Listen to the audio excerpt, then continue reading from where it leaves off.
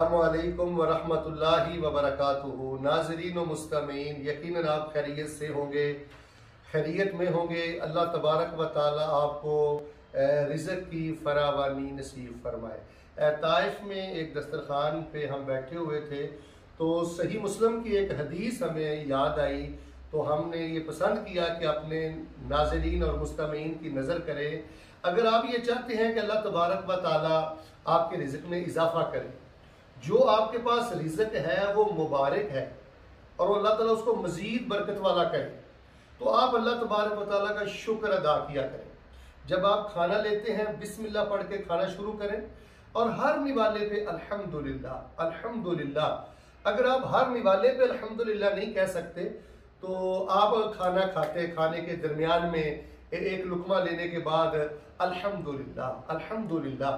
الحمدللہ کا معنی یہ ہے کہ یا الہ العالمین تیری تعریف ہے، یہ رزق تو نے مجھے دیا ہے، میرا اس میں کوئی کمال نہیں ہے، یہ رزق دینے والا تو ہے، اور اللہ تعالیٰ مجھے یہ رزق دینے میں تیرا کوئی شریک نہیں ہے، تعریف بھی تیری کرتا ہوں، مجھے نعمتیں دینے والا بھی تو ہے، اور الہ العالمین اس میں تیرا کوئی شریک نہیں ہے۔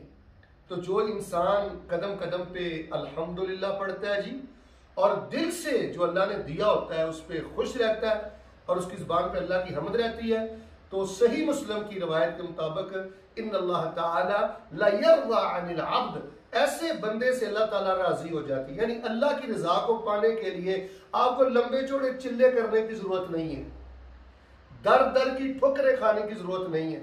اپنے گھر میں رہیں، اپنے کاروبار میں رہیں، اپنے دسترخوان پہ بیٹھیں اور اللہ کو یاد رکھیں کہ یہ میرے مولا کا مجھ پہ کرم ہے، یہ میرے مولا کی عطا ہے۔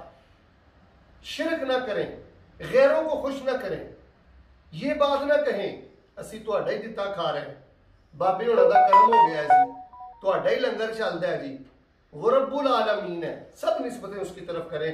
اللہ تبارک و تعالیٰ مجھے اور آپ کو قدم قدم پہ اپنی جناب کی تعریف کرنے کی توفیق نصیب فرمائے، آمین ثم آمین۔